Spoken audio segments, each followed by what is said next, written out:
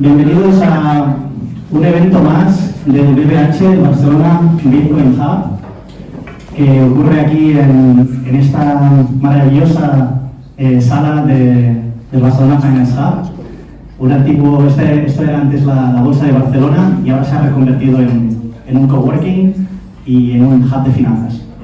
Hoy haremos el evento en inglés. Our speaker today is an international speaker, so we're going to do our event in English, and we're going to talk about Bitcoin, but from which angle? So in Barcelona Bitcoin Hub, we talk about Bitcoin only from the economical point of view, from finance, and from politics.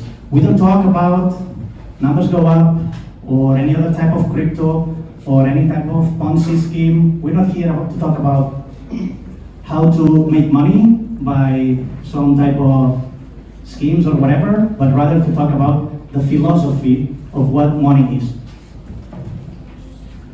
In BBH, we have talked about many topics: why Bitcoin and not crypto, introduction to Bitcoin, mining, and we're gonna run a lot of meetups. We run 1 or 2 meetups a month, and those are some of the topics that we can talk and that we have already talked about. So if you're interested in knowing more, now it's your time. Open your phone, take a picture, and join our Telegram group, and join our YouTube group as well. All the talks that we do, all the conferences we organize, we record them and we upload them to our YouTube channel. And if you want to stay up to date and know what's going on, we are promoting everything in our Telegram group.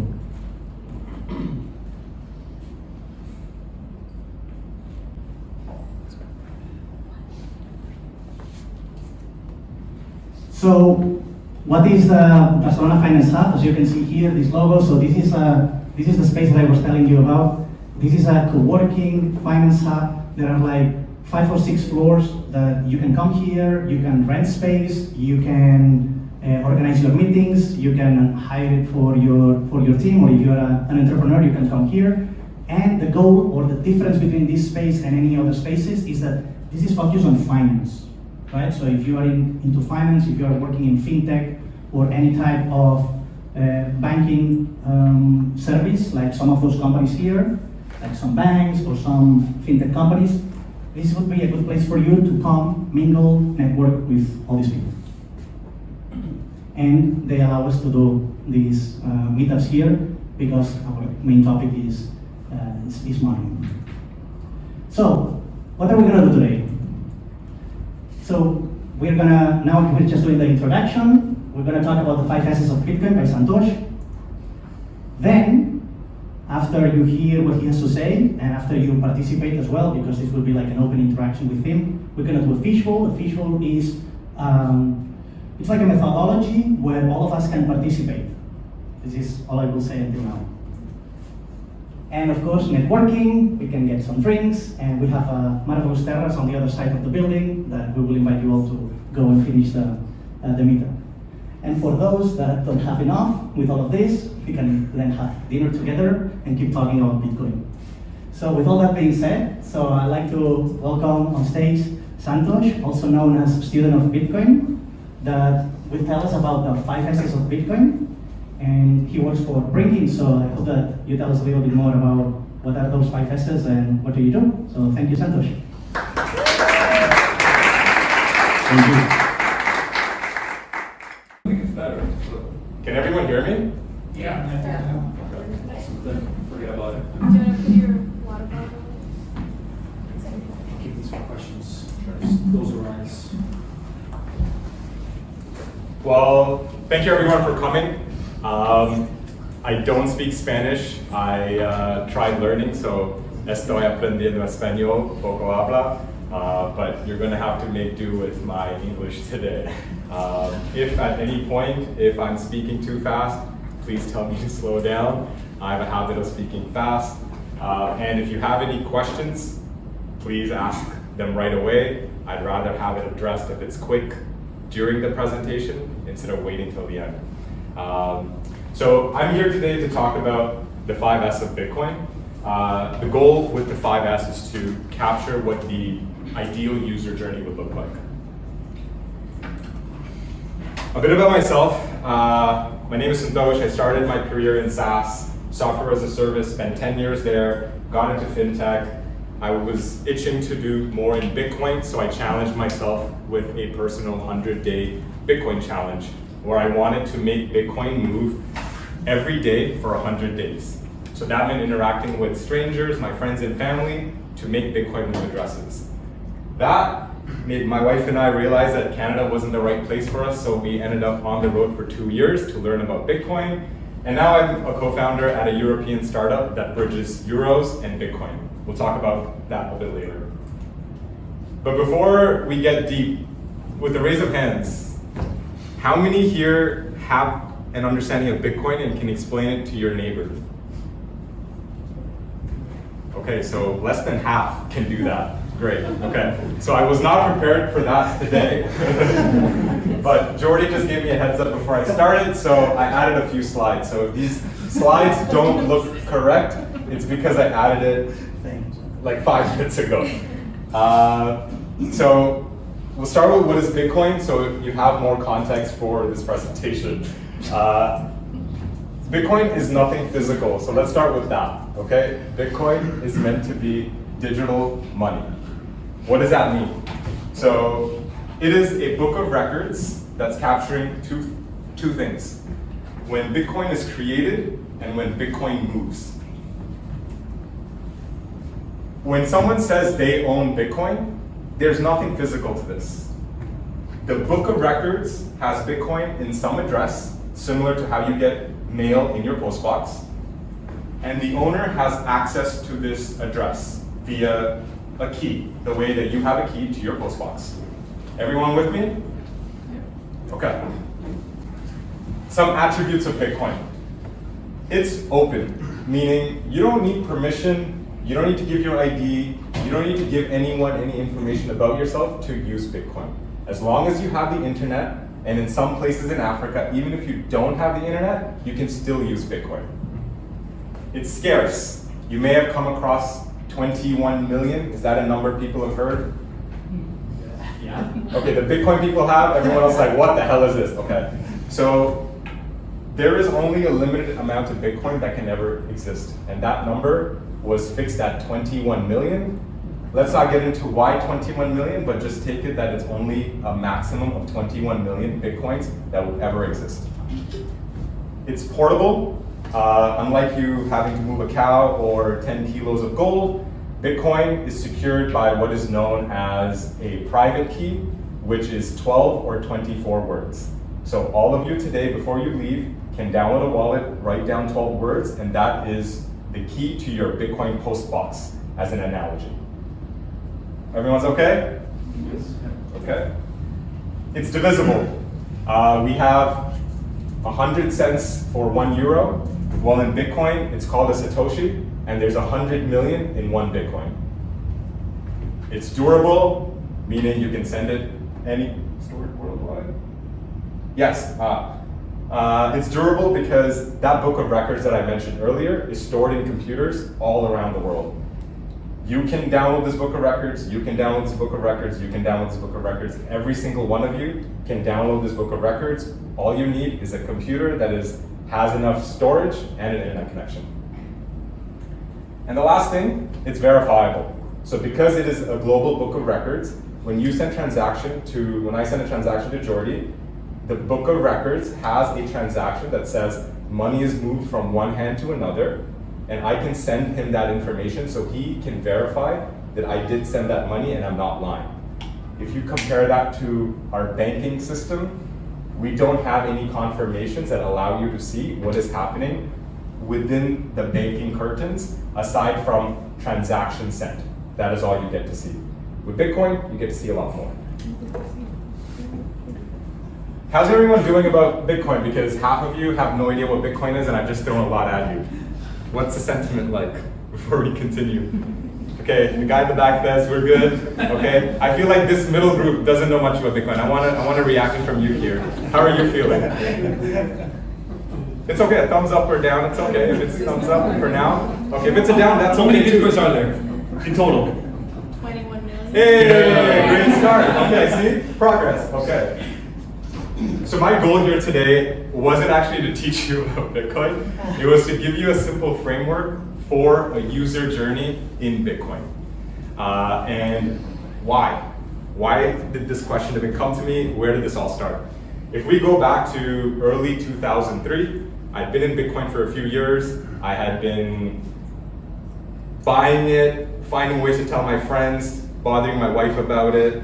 And it came to a point where people didn't care, or I was just talking to the same people. It was on my phone, the same people saying the same thing. So I said, I can't do this anymore.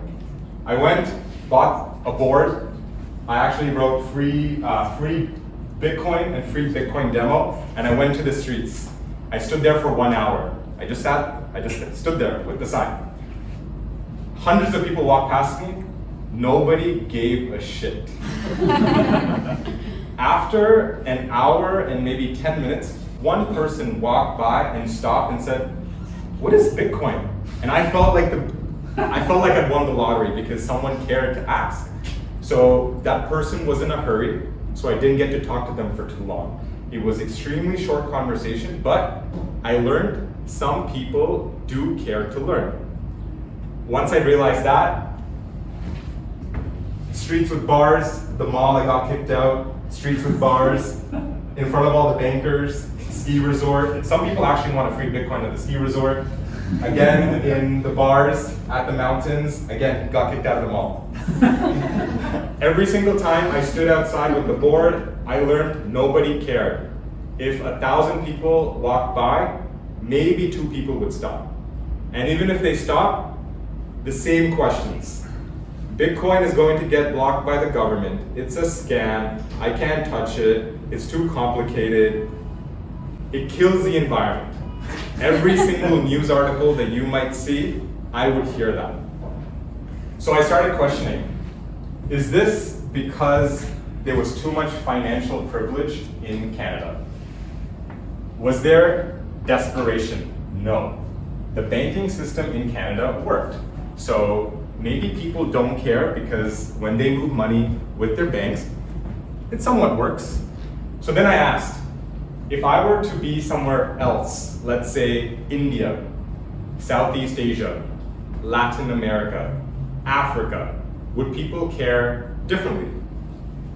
So what ended up happening after, my wife and I sold everything in Canada, packed our bags, and hit the road. It's been 24 months.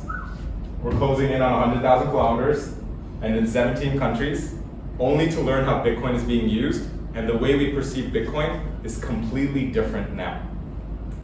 In our time in Africa, we visited 10 countries from Cairo down to Cape Town. We held meetups all across that continent. We spend time with merchants. That merchant there makes street food in Uganda. It's called Rolex. It's rolled dough with eggs. He's a math tutor, brilliant math tutor in South Africa. They accept Bitcoin. Safaris, whitewater rafting, artist, barber, fast food. And funny enough, we actually opened a fresh juice store in Uganda that is Bitcoin preferred called Juicy Bee. Why did we do that? We got to Kampala, they had fresh fruits everywhere. They had a thriving student community. It was right next to the largest university in East Africa. They had a Bitcoin community. A barber accepted Bitcoin. This guy accepted Bitcoin. But there wasn't anything to drink, so we were like, let's open a juice shop. And our little hypothesis has worked, and it's been 1.5 years, and it's still running. It doesn't make us tons of shillings, but it brings us a few sats here and there. Aside from merchants, we interacted with hundreds of people across our trip. And across all of these conversations were always so many questions. What is Bitcoin? How can I explain it to someone else? How do I use it? Do I spend it? Do I hold it? I've had conversations where someone's told me, I don't have money. I don't know if I can eat next week. How am I supposed to buy this? And we live in a society where we know that we can eat next year. Maybe 10 years from now we will still eat. For him, reality is very different. So Bitcoin is different for different people based on the problems that they face. But all these questions made me wonder, how can we easily share what a user journey is meant to be like? Even if I answered one question, it was only that point in time that they had an answer for, but what about the rest of their journey? Who's going to take them along? I can't hold their hand and walk with them all the time. I wish I could, but I can't clone myself. So what do we do? And as I was asking this question, I didn't want it to just be, let me hold your hand and I'll take you. I wanted them to progress on their own accord. How can we articulate Bitcoin in such a way that someone that hears about it is able to go on their own journey and not get lost? The word progress is what stuck for me. I don't know how much of you know Japanese philosophy, but with the show of hands, how many of you know Kaizen? One in the back, in the middle, okay.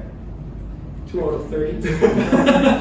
We got, yeah, not many people. Okay, so Kaizen is a Japanese philosophy that means good and change, stands for continuous improvement. What it goes to show is if you make incremental changes, small changes every single day, 1% every single day, when you look at it from a 1-year perspective, you're going to have massive change. So small changes snowball into a very big domino change is what Kaizen represents. And within this Japanese philosophy is another philosophy or framework called the 5S. The 5S is used in manufacturing facilities and in supply chain all around the world. It was actually pioneered by Toyota in the 85, 90s, I believe. You can do this at home, in your kitchen. Your kitchen is a mess, what do? You first sort things. Make sure you get it in the right place. You straighten it. Has it sorted, been straightened, you clean it, which is shine. You make sure everything is put in place and standardized, and you make sure you follow that and sustain it. And if you do this, what you're going to end up is a clean, efficient, and a standard workplace, kitchen, home, office, whatever you want. This is applicable anywhere. So then I asked myself, if Kaizen can have 5S, why can't Bitcoin have its own 5S? That's where the question started. And I started reflecting on my own journey. When I first came across Bitcoin, I had no idea.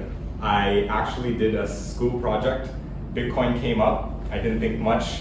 It was, I think, 2014, and that was that. Fast forward to 2018, her brother said, hey, have you heard of Bitcoin? I said, I think I have, but I haven't done anything. That day I went home and bought $50 worth of Bitcoin. I had no idea what Bitcoin was. So I had to learn what I did. I had $50 of something that I just bought, not knowing what it was. So I read a little, and I realized I can take control of this Bitcoin. So I took control of it and removed it from the exchange that I bought it from. So to the folks that are new to Bitcoin, remember that key I mentioned? If you leave Bitcoin in the place that you buy, they have your key, you don't have your key. The goal is to take your own key so you have control, and if you don't have your key, you don't have control of your Bitcoin. Okay?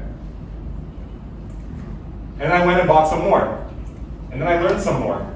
And I took my keys.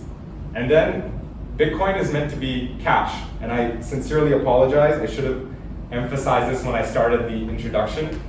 When Bitcoin was created, the title of Bitcoin was a peer-to-peer electronic cash system. So it's meant to be money that each of us can move around without a third party. Right now, when we move money, we need a bank, we need PayPal, we need someone in the middle. Bitcoin said, let's remove that, and you and I can transact without that person in the middle. So because it's meant to be cash, I had to spend it. So I found ways to spend it. And then I wanted to share my knowledge. I was like, oh my God, this is so cool, I need to tell other people. But then what I realized is when I wanted to tell people, if I didn't do this right, it became very hard to tell people because they would ask me 100 questions. And if I didn't have a good answer for those 100 questions, then I looked like I didn't know what I was talking about. So they say, it's a scam, you don't know anything, and they walk away. So I realized how important this was for me. I'm gonna pause here. How's everyone doing? Good. Good? Okay. How about the middle group here? You folks. I'm gonna pick on you. Singled out. You guys okay? One question. Yes, absolutely. How did you spend your Bitcoin back in the days? Over there. Yeah. My barber. You what? My barber. Okay. I had 1 hour every month to go speak to someone about Bitcoin. So after 3 months, he was just tired of hearing about it. So he's like, fine, I'll accept it. And then once he accepted, he didn't want any other money. So the fact that he got it once, actually the first time I paid him twice. I said, you've heard me talk about this enough. I'll pay you in dollars and I'll pay you in Bitcoin. I'll come back the next month. I'll give you an option. Give me back the dollars or give me back Bitcoin. So I paid him twice. I mean, he's my barber. I know he's not running away. So I paid him twice. Next month I went and I said, how's it going? Do you want to pay me back my Bitcoin or dollars? He's like, no, I'll give you your dollars back. I want the Bitcoin. It turned out someone else who came to get a haircut had mentioned Bitcoin and was willing to pay, but just hadn't used Bitcoin in so long, so couldn't do it. So everyone, you go spend an hour to get your nails done, your hair done, your feet done. Great time. Talk about Bitcoin. if you feel comfortable. If you don't, that's okay. Captive audience. Yes. It's better than a therapist. If you told your therapist back in the day, they would have prescribed you some hard drugs. Some hard drugs. Yeah, go to the Silk Road. Go to Silk Road. Oh, I'm kidding.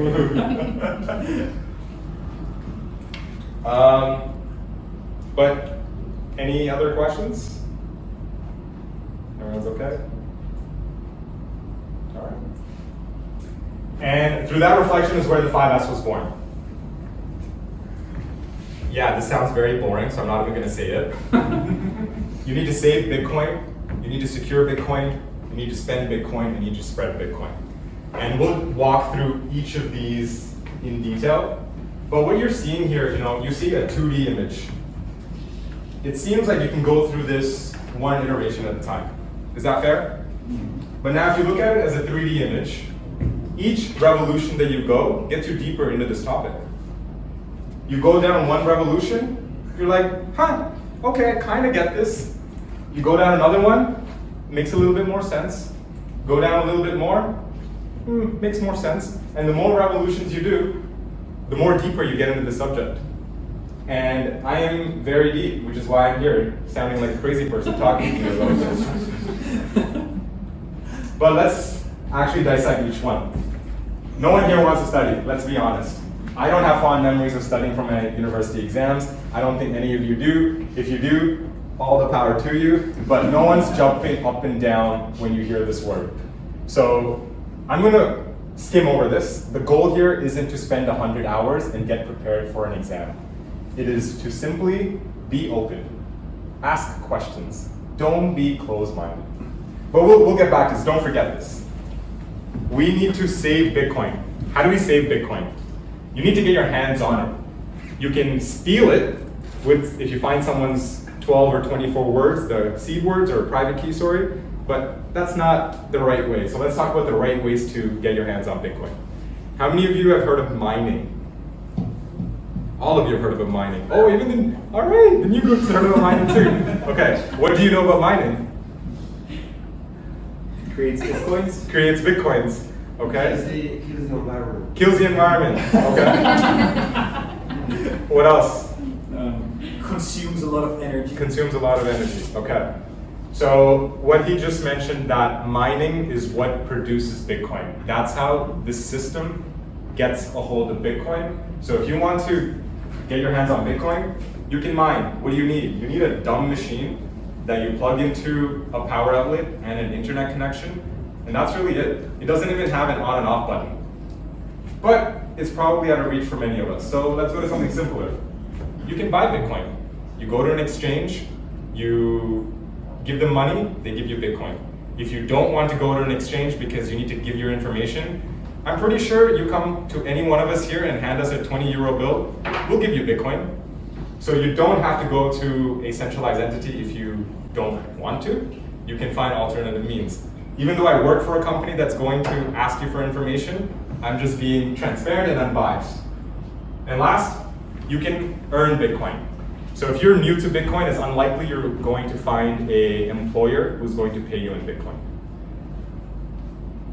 But for anyone that has skills in Bitcoin, pointing at Jordy, pointing at him, pointing at Manuel, if you land a role at a Bitcoin company, you can earn in Bitcoin. And I'm sorry, I was supposed to edit this. It's supposed to be a Bitcoin day. We don't want that. We don't want that, okay? So for the vast majority, how do you get a hold of it? We have to buy it. At some point, how expensive is that going to get? I don't know. But the goal of this stage here is get your hands on Bitcoin.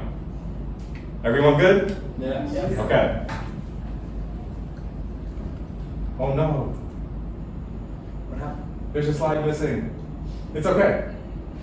We'll manage. So the next slide is meant to say secure, but that's not showing up for some reason. It says spend. Yep. The secure is missing. So I'll go back to this slide here. Here. This part. Extremely important, so I can't skip over that. Why do we secure? Okay. Until now, the way we look at money, it's always been providing it to someone else to take care of it on our behalf. We go to the bank, we give them a few euros. We give them a few thousand, 10,000, whatever amount we give the bank, and we say, hey, please safeguard this. I have a card. Anytime I want, I'm going to use my card, and I'm going to use these funds. Is that fair? That's how we all interact with our bank? But are we aware that when we give the bank access to those funds, do we know what they do with those funds? Come on guys, some reaction. Give me something. No idea. No idea. Okay, someone in the back, what do you think happens if you give your bank the money? I mean, some idea, they go invest it in whatever and they make a return. They make a return. Okay, great. Give you some small percentage of interest, but. Perfect. So you take your hard-earned money that you go to work every single day. Maybe you don't like your boss, maybe you like your boss, but you come home, you do a lot of hard work, and you put that in the bank, and what does the bank do? They're like, here's 0.1%, and we'll make 5% or 10% of whatever they do. They're taking your hard-earned money and making a return for themselves for keeping it safe. Bitcoin was invented so we don't have to deal with any other third parties, meaning banks, financial institutions, Federal Reserves. We can have control of our own coins. So the reason, again, to iterate, if we don't want anyone to have access, we need to have access, so we need to take control. And this doesn't have to be complicated. If all of you today, before you walk away, download an app on your phone, it's going to give you 12 words, there you go, you've secured your Bitcoin. Yes, you can take more complex steps to do more experienced ways of taking custody or securing them, but when you're starting, simple is easy. How does everyone feel about secure? Because I had to just improvise without my slide, but is everyone okay? Yeah. Yes. Any questions from middle group? Yes. What happens if you don't secure them? Okay. If you don't secure them, let's actually walk through what don't securing means. So let's say you leave it in the bank that you buy it in. But I don't buy it in a bank, right? You buy it, it's known as, it's an exchange. So you go to an exchange and you buy it in an exchange. So if you leave it on an exchange, they have control of it. You don't have control of it. So the worst case that could happen is if something happened to that company and they went under, you no longer have access to your Bitcoin. That is one end of the spectrum. Let's say you removed it and you took custody. So you have 12 words on your phone, as I mentioned. You lose your phone. Your money's gone. If you haven't backed up those 12 words, then your funds are gone forever. So securing not only means removing it from the exchange so you have control of the key, but also making sure that you have a copy of the key you know how to access the copy, you've given maybe a trusted family member a copy. But again, going back to the analogy of this 3D, going deeper down this path, the more you learn and the more you save, the more you're going to want to secure. So when you start, it's unlikely that you're going to treat it as though you have 1,000 Bitcoin. You're going to treat it like you have a few thousand sats, but the moment you have more and more saved, you're going to take this very seriously. So it'll happen naturally. Yes. Sorry, you keep saying SATs, so maybe explain what SATs is. Yes. Go ahead. Apologies, I briefly mentioned that Bitcoin is divisible. The same way that the euro has cents, Bitcoin has Satoshis, or better known as sats. S-A-T-S. So that's like a small denomination of Bitcoin, so to speak? Yes, So it's Bitcoin- the sense of Bitcoin. So if Bitcoin multiplies by 2, sats also multiply by 2 the price, so to speak? You can say that. Exchange rate. Exchange rate. Exchange rate, not the price. Yes. So like one of the things that I see like which is a huge like barrier for adoption is that change of culture that the man on the street is going to actually go self-custody, you know, because they don't. We are so used to the banks, right? That we believe it's safe there. So, how do you see like how to overcome this huge challenge, which is a cultural shift? There's no easy answer because we're now telling all of humanity, you know, the banks that you used to go and trust yourself. I'm not saying don't trust the bank. Please don't get me wrong. That's not the message I want to convey. I'm trying to convey you need to trust yourself. And for us to convince or not all, but a good chunk of merchants, businesses, and individuals to trust themselves, especially when it comes to money, is going to be an uphill challenge. But how do we do that? It's baby steps. They need to start slow and progress rather than doing the most complicated thing the first day. Santosh, if Yes, I sir. may hijack your answer. First of all, I agree, baby steps. You don't get bored and start flying airplanes. You first start crawling, then walking slowly, then you run, bike, car, and perhaps like Jordy over there, you start flying airplanes. So that's the first part. But the second part is there's 2 easy sales points from my point of view. You don't just trust the bank when you have anything but Bitcoin. You trust also the politicians pulling the levers behind the currency. And once you say, oh yeah, the politicians have access to your savings, people suddenly go like, whoa, what, really? And there's plenty of examples of politicians misusing that trust, like in Latin America with corralitos, where basically the politicians just print the money away, or they create bank holidays and block your bank account for a few days, and then, oh, you had enough to buy a Mercedes, now you have enough to buy a croissant. Good luck, enjoy the croissant, right? You used to have like 60,000 bolivares in your bank account, right? But those are now worth nothing, right? Because you're trusting politicians with the money, not just the bank. Because the bank is one of the, like an exchange, they can go bankrupt and suddenly your money's gone, but then also there's politicians behind it. So once you say that, not many people trust politicians, you know? For some reason. Yeah, I agree. Like once you start connecting the dots of the system, that's when Exactly. people get a little bit of wow moments, I think. And especially what Santosh said at the beginning about like financial privilege in Canada, that's something we have here a lot. Like Spain kind of functions. You go to places like Peru or Tanzania or whatever, and you know people there understand it much quicker. You can say, hey, politicians can't touch it, and you can be your own bank. They're like, whoa, Yeah. don't say more. Just show me how. But anyway, No, appreciate that. back to you. We have to start. Yeah, exactly. You gotta start somewhere. Yeah. You got to take that first step and allow them to take that first step, but make sure that they don't make a mistake so large that they regret it. Because a lot of people go in too deep too quick, make a mistake, then think it's a scam, and then they pull back and never want to touch it again. So that's something we need to be very cautious of being clear on how to be able to manage it as well. Yes. I have another question going back to just the logistical part. Yes. Like, so, imagine that, I don't know how it works. So, I can understand you go to an institution, to a bank, but you said you go to an exchange. So, is that like a physical place? Or can it be a person or a computer or whatever? So there are around the world physical places like a bank teller that's like a currency exchange. You go give them euros and they give you US dollars. You can go give them euros and they can give you Bitcoin, but it's nothing physical again.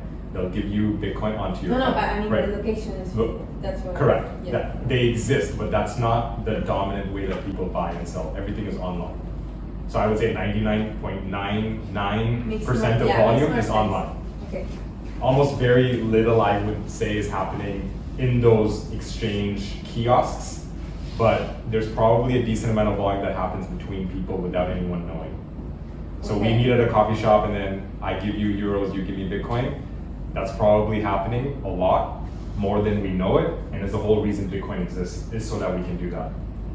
Okay, and for the saving part? Yes. So, also, so it literally just works, like, it's an app that produces the keywords that already then works with the saving, or how can I understand that? Okay. An easy way to think about it is, let's go back to that mailbox analogy. So in your mailbox, you have a key, you open your mailbox and there's post inside. And password, for me, like, that makes more sense, like, key doesn't make sense for me, this, like, I Well, let's understand key. talk about the physical first. So in the physical example, you have a post box. Okay, you mean like. In the physical example, yeah. In your bottom of your apartment, you go open the key, you take your letters and you walk away, you close and you leave. Okay. Now, Bitcoin doesn't translate perfectly, but be a little flexible with me here in this analogy. So now, the key here represents those 12 words or those 24 words I mentioned earlier. That's your private key. I feel like you want to say something. Yeah, I think a more practical analogy would be the PIN of your debit card. If you show it, you get wrecked. He mentioned that a good analogy to think about is your debit card PIN. If you show your PIN, then you're going to lose funds. Yes. So, but in that example, if you don't have the debit card, then it's going to be hard to withdraw the funds without the debit card itself. So, okay. It's not like passwords? You know what? The simplest way yes, think of it as a username and password. Yeah. So that's 12 what I was words is your thinking, password. but Don't lose yeah, your password. same keys. Yes. It's a very long password. It's a very long password. Okay. Or a physical key to your post box. Either or, whichever makes sense to you. The reason I go physical is because so many people have such a difficult time wrapping their head around something that's already digital and even a digital analogy. But yeah, password works. Okay, for me, it's more like Perfect. it's digital, so it's digital. Password. I just need to understand that. Yes, the 12 words are your Okay, password. fine. Don't let anyone see it. Don't give it to anyone. And don't forget it. And don't forget. Or save it properly. Or save it properly. Yeah. Yes. On his phone, right? Probably not on his phone. Where do we leave off? We were at spend. Okay. So we've gone through study. We skipped it a bit. We went through save, and now we're at spend. Okay, I mentioned that this is cash, and you want to be able to spend it. How do you do it? Well, how do you use cash? You go to the store, you buy ham and cheese, you get your groceries, you pay your barber. That's how you use cash. Well, you can use Bitcoin the exact same way. The problem is, the person on the other side, are they accepting Bitcoin? And if they do, it's good to spend Bitcoin so the other party gets some Bitcoin and then you start sharing Bitcoin. It's important you buy goods and services, and your community members is the best way to start. Everyone here, this is the best way to start spending Bitcoin, because I guarantee you all of you have some skill. You probably have something that you might want to sell, or maybe a used item that you want to sell. Maybe someone else needs it. Exchange it for Bitcoin. So you don't have to go away and try to find the most, the fanciest way to spend it. That can happen right here. And that leads us to the last one, which is spread. Share your knowledge. So even the new group here, you can go and share that, hey, I went to this Bitcoin meetup. There are these crazy people talking about these 5S things. I think it's kind of cool, but the moment you even share that, you're sharing this information with others. It'll be a little bit out of your comfort zone, but you can. So the easy place to start is with your friends and family. Oh, so it's easier to point. Your friends and family, super easy to start. It's your safe space. They're not going to make fun of you. Your dad isn't going to maybe your dad may make fun of you. Hopefully your mom isn't making fun of you, but safe space. Talk to your servers, your waiters, your barbers, your stylists. Tip them. 1 euro, 2 euro, anything. 1 cent in Bitcoin, so 1 Satoshi, you can tip them as little as 1 Satoshi if you wanted to. So it's not like you have to tip them 1 euro. You can tip them, go ahead. How can they receive it when they have no clue about Bitcoin? Yes, and that's where this whole share your knowledge comes in of you need to help them download a wallet, which is an app on the phone. So my pitch is, if they say yes, that's great. It takes less than 2 minutes. All you need to do is download this app, and then you can accept Bitcoin as easy as that. You don't make it sound crazy. You don't use big words. You just make it seem that it's the simplest thing they have to do. And if you're able to show them that it's easy, they'll want to use it. The problem that a lot of people, myself included, have, we are so passionate about Bitcoin, we want them to understand everything right now. They want them to be blockchain, Satoshi, white paper, mining, everything. We want them to just have this euphoric effect and everything like makes sense. It won't happen. So we need to start super small and maybe not even bring up a lot of the big words, because if we scare that person away, then they won't want to do anything with Bitcoin. Especially when majority of them think it's a scam because someone got scammed with it. But before you leave, you're getting a wallet so that you know exactly how simple it is. Merchants, so again, all your local merchants. Having a conversation with them is super easy because you know them. You have a relationship with them. You get your hair done once in a month, so why not talk to this person who's cutting your hair? It's the easiest way. You're sitting there for 1 hour. And if you're crazy like me, you can get a board and then stand around in the streets. But I'm not sure how many of you would want to do that. But if you choose to be in any of these stages and want to start sharing this information, remember this part that we skipped earlier? This part. If you didn't learn this properly, you're going to have a very hard time doing this. Because if you can't explain what it is, or you can't simplify it, or you can't help them get it, or download a wallet, it's going to be very difficult for them to start their journey. So these two go very hand in hand. And you don't have to do this. You can just stick to the other 3 S's, but you just wouldn't have completed the full 5S journey of Bitcoin as the way I put it. That's all. Speaking of levels, the analogy of the 3D image, all of these have levels. Study, you can just learn about the history of money. It's going to take you 5 minutes to watch a YouTube video, or you can spend years learning about cryptography and writing a PhD or getting a PhD in it. No one's going to be here. Maybe we're here, or maybe we don't even start studying because many people don't want to do that. But that's okay. Again, levels to save. You could do all 3. Maybe you only want to buy because that's easy. That's fine. To secure, again, multiple ways to do that. You don't need to do it all. You just need to start. Same with spend and same with spread. All of them have levels. The deeper you go, the more you can do. It doesn't mean that you need to do it all, you just need to start. And this isn't meant to be a strict rule, because my journey was extremely different than what your journey will be. For me, Bitcoin actually didn't make sense as money. I read books, I listened to podcasts. 6 months after that initial journey I mentioned of buying the $50 of Bitcoin, Bitcoin didn't fully make sense. But then I read a book that called Bitcoin software and showed me Bitcoin as technology. And that changed everything. Because my career is built off tech, I get technology and software, I don't get money. This just happened to be software for money. And I learned that way. When it comes to all the other S's, I approach it very differently, and each one of you would approach it very differently. So treat this as a framework to help you get started. So if you start saving, so our middle group here, if you're like, you know what, I'll go buy 10 euros of Bitcoin today, that's okay, you start here, totally fine. Maybe one of you is like, you know what, I actually kind of like to learn. So maybe you go learn before you do this, that's okay too. Maybe you don't want to do any of these 3. Maybe you just want to save and secure and you're happy with that. Totally fine. This is your journey, it's meant to be how you approach it. But the takeaway is if you're able to do each and every one of this over time, you will go so deep into this subject that you will see it like you've never had before. You'll gain newfound respect, you'll understand it differently, and you'll want to share it differently with others.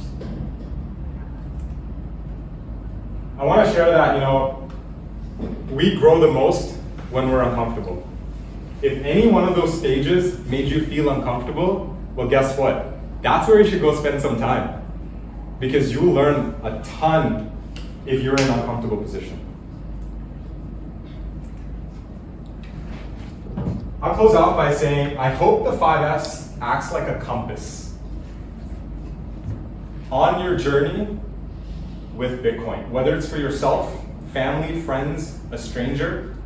Treat it like a compass to guide you across this journey, and I hope the deeper you go, the deeper you're willing to spread this message with everyone else. Thank you.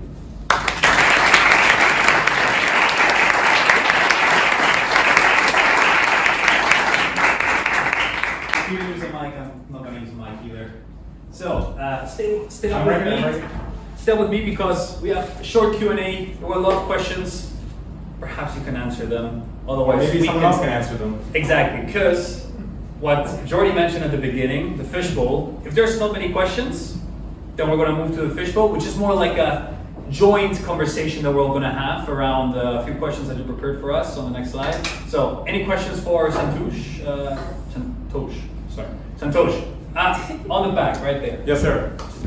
Do you truly believe that the 5 S's, the spend aspect, is essential? Because the way I see Bitcoin, at least the way I interact with Bitcoin, is like an inflation-resistant asset that is appreciating as my dollars and my euros depreciate, right? And so by spending it, I'm actually losing money, right? And I understand like the building community aspect of spending and the spreading Bitcoin around aspect of spending, but isn't that sort of counterintuitive to like the financial dependence we're trying to gain by holding Bitcoin?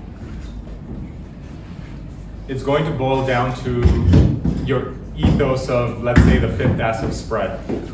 So I am a big believer, if this is peer-to-peer cash, and I don't give this cash to anyone else, it's just going to gain value in my pocket, which is great, to your point. But what about everyone else? And if I don't have enough euros, then if I don't have fiat to spend, I only have Bitcoin to spend, then you'll be forced to spend your Bitcoin. So it really boils down to what's your split between fiat and euro and Bitcoin? That's one. And two, do you care for others to get it? Because if you're optimizing for your individual returns, then absolutely, don't spend it, keep it. Hoard it for as long as you want. But now, if you believe in it being peer-to-peer cash, and you don't want cash to get stagnant, you should at least spend 10 euros worth of it. Like your barber, let's use the barber example. You go to the barber and you pay maybe 20, 30 euros tops for your cut. Now, let's say you pay the barber the 20, 30 euros in Bitcoin. You're buying Bitcoin anyways. You just buy an additional 20, 30 euros of Bitcoin, but now you have one more person joining our big party. Whether they're early or deeper, they've joined our party. Now it's a question of how long it takes them before they get more payments in Bitcoin from their other customers. So I know there's no easy answer. It's a blend of what is your ethos and what do you believe? And I wouldn't say you have to do this. Again, it's a compass, it's a framework. You're free to choose to do 4 out of the 5. That's okay. Does that address the question? Yeah. Thank you. Yes, sir. So I'd like to add something for your point of view.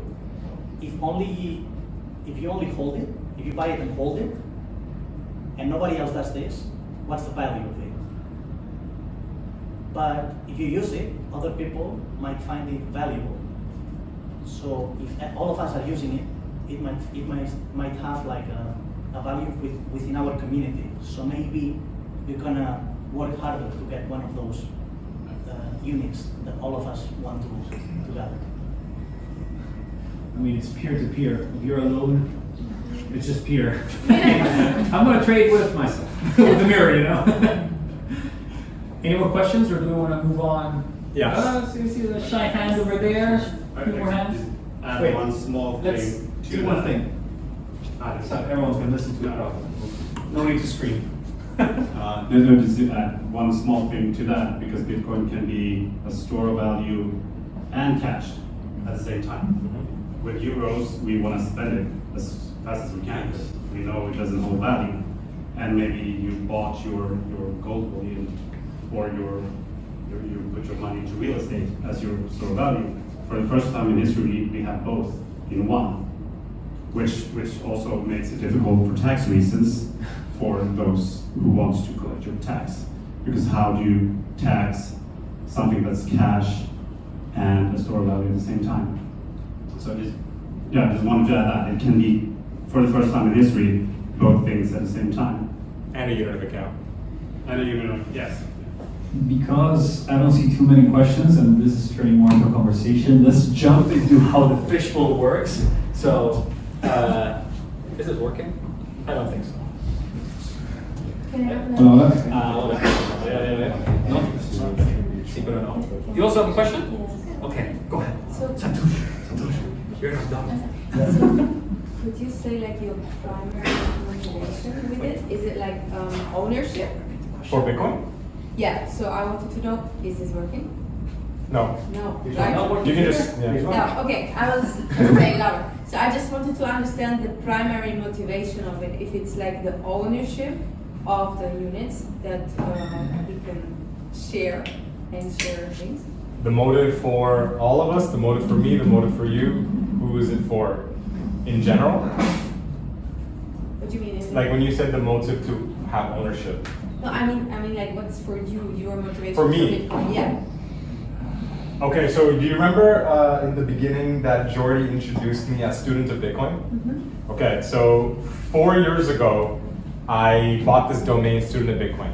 The reason I bought student of Bitcoin, not teacher, not professor, student, because I believe everyone is a student of Bitcoin.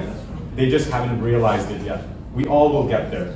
And I will say I can spend the next, if I'm lucky to live 60 more years, if I spend 60 years in Bitcoin, I still won't know enough because it's such a deep topic.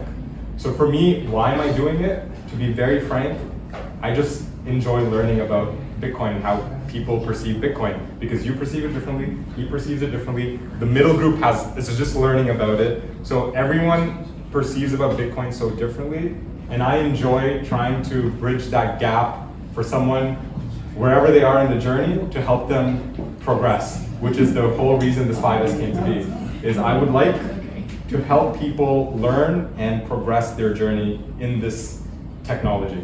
Why Bitcoin? No other technology fascinated me as much. We have actually our first meetup.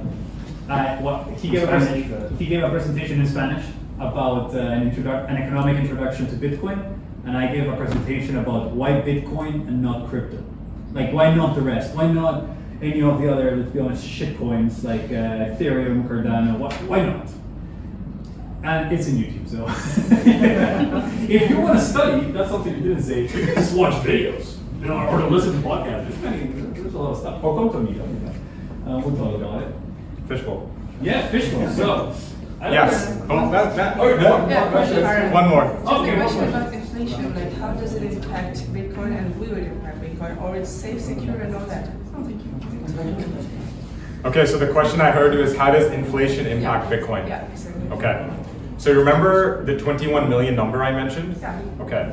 So Bitcoin is software, and the software is what has all these rules that I went about initially when I explained what Bitcoin was. The attributes, the ledger, it's software that you download. This software says every 4 years, the amount of Bitcoin that's added or mined becomes half. So, if I may add, I think the easiest way to think about it is, how many euros or dollars are there? Yeah. Do we know? Not really. There's many. And the question is, are there going to be more tomorrow or less? More, most likely. Because politicians and bankers, they like to do one thing, and that's printing money. So, and they're not giving it to you, right? They're giving it to their friends, to themselves, to their cousin, to their wife, to their business friend that they had dinner with yesterday. You didn't have dinner with Jerome Powell or Christine Lagarde. I didn't have dinner. He didn't have dinner. Nobody had dinner with with her, except the big bankers. And in 2008, we saw what happened. They printed money for all of their friends and everyone who lost their job or a house. Hey, good luck. But they printed money, and there's always more money. Always more. Like, find me one case where a politician said, actually, let's print less money. And actually did it, because Trump, he said big words about that, and he ended up printing more money or spending more money than Biden or whoever else, right? Every politician ends up printing more money and more money. So the one thing we know is there's always going to be more euros, more dollars. Meanwhile, there's only 21 million Bitcoin. Never a single Bitcoin more. There could be less, but never more. Like, it's capped, that's it. 21 million. Take it or leave it. Okay, then imagine, for example, that just imagine it grows throughout the world and everybody wants it. And it's only 21 million and probably what they're gonna grow. So it's gonna be like a huge fight of it. Oh, I want this one, I want this one. So how are we gonna get it and how are we gonna buy it? Can I just go like click buy and that's it? Yeah. Or are we like exchanging it? Yo, what's going to happen is the price is going to keep growing because there's only 21 million. So the exchange rate, thank you, is going to keep going up because people say, oh, actually, I don't want to have these things this paper. Because what's the difference between this and another dollar bill? Truly, what's the difference? Or one with a 50 instead of a 21, right? They can just print more. And then you see the bills from Zimbabwe with 50 billion. And you're like, whoa, that really got out of hand, right? And so people are slowly going to start realizing, whoa, I don't want to hold this, or at least not so much of it. Perhaps I should diversify a bit into this thing. And then slowly the exchange rate, I almost said price, will start going up and up and up. And people will get it at the price that they understand it at. So if it takes you too long, then you're going to get it later. And then you're going to pay a higher price.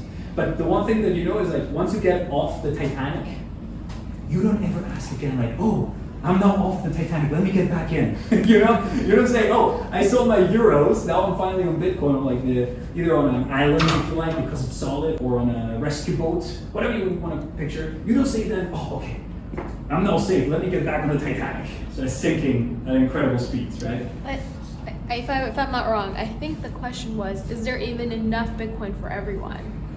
But there's only 21 million. That's the thing. At some point, people need to eat, people need to buy clothes, people need to pay electricity. For now, we're doing it in euros, but at some point, we're going to start doing it in Santoshis, in Bitcoin, right? So it's going to be a while, because for now, everyone's still stuck with the euro or the dollar, but every time more, like Roscoe right now, he came back from Kenya, and he spends Bitcoin there, you know, exchange it. Yeah, with Tando, right? So it takes a while, right? It's like email in 2001. A few people had it, and it's like, what's the point of it? Like, I can just use correos in Spain, right? I can send mail, somehow funny. But nowadays, without email, how many companies would stop working? I would say actually the entire world stop working, right? So at first, it looks a bit like a crazy thing, like, this is never gonna work. And suddenly, you start using it, and it's like, oh, it makes more sense. Suddenly, it makes more and more sense, and more people around you start using it. And then at some point, it's just ubiquitous, right? You just use it all the time without thinking about it. And what was statistic like for the past 10 years, for example, how many people joined it and how many people decided, oh, this is the journey and I want to get in? So, okay, I want to, because you've asked a lot of very interesting questions and you've got a lot of answers. So I want to make sure that we head you in the right, or we nudge you in the right direction. So initially you asked about, is there enough? You asked about inflation, and now you're asking about statistically, the historical record, let's say. Are all the questions behind the question, what has Bitcoin done so far? Or what are you trying to uncover? I'm just curious. Yeah, like, is it guaranteed that it is kind of future currency? Okay. And like, what is the statistic? Because Sure. you cannot just trust So, like, without going into statistics, let's just talk about the question that you just said, right? Yeah. Future currency, okay? Do you use the internet every day? Yeah. Do you think the internet's going away? Hell not. Hell not, okay. So the internet is not going anywhere. Do we have money for the internet? Cryptocurrency, Bitcoin. Perfect, okay. So internet's not going anywhere. We have money for the internet. So with those two statements, is it fair to say that if internet is here to stay, that means money for the internet should also stay? Or is that too much of a reach? I'm curious. What do you think? I mean, that is I fair. think the premise is a bit weird. We do have money for the internet. Like the normal payments are actually growing faster than crypto payments or Bitcoin payments. But So, everywhere in the world, or only in Europe and the US and Canada? they actually grow even faster in China, for example. Or in Ukraine, for example. Without crypto or without Bitcoin. Right, so now we can get to statistics. Right now, when you look at monetary value being moved around in the world, yes, Bitcoin isn't number one. You've got all kinds of government printed currencies, you've got stable coins, they're the majority of the volume. Why? People don't fully understand the value of Bitcoin to begin with. This room, if we were here 10 years ago, there might have been only 2 people. If we fast forward 10 years from now, is it going to be this building? I don't know. And I'd lie to you if I told you otherwise. You are absolutely right. In terms of volume, it are other currencies. But that said, none of those currencies were built natively for the internet. So the US dollar wasn't built for the internet. The stable coins, yes, it's a cryptocurrency from Bitcoin, so it was built for the internet. But what I'm trying to differentiate is we have money for the internet. It's a question of how much value do you give this money? So if you believe that 21 million and all the other attributes I had mentioned earlier are valuable enough, great. But let's forget money, forget Bitcoin, forget all of this. Do you collect anything? Do you have hobbies? Do you watch sports? Like, I'm curious. Do you give anything, items of value? I do have values, but I don't collect physicals. Okay, are they digital? Let's put it this way, yeah. Okay, so you collect some digital artifact. Let's put it this way. Okay, and you give value to this artifact. Me personally, Yeah. but it doesn't mean that's a whole. Sure, but okay. Now imagine this artifact that you hold dear to you, that it's okay regardless of what everyone does. If tomorrow whoever makes this art or artifact, we'll call it, says there's only going to be 2,000 left in the world, okay? Do you want one of that? Yeah. Yeah? Okay. Treat Bitcoin the same way. Don't worry about all the difficult words, all the things I said today. If you walk away, that artifact that you hold value, anytime you think of Bitcoin, think of that artifact. Okay, instead of 2,000 for the artifact, there's 21 million.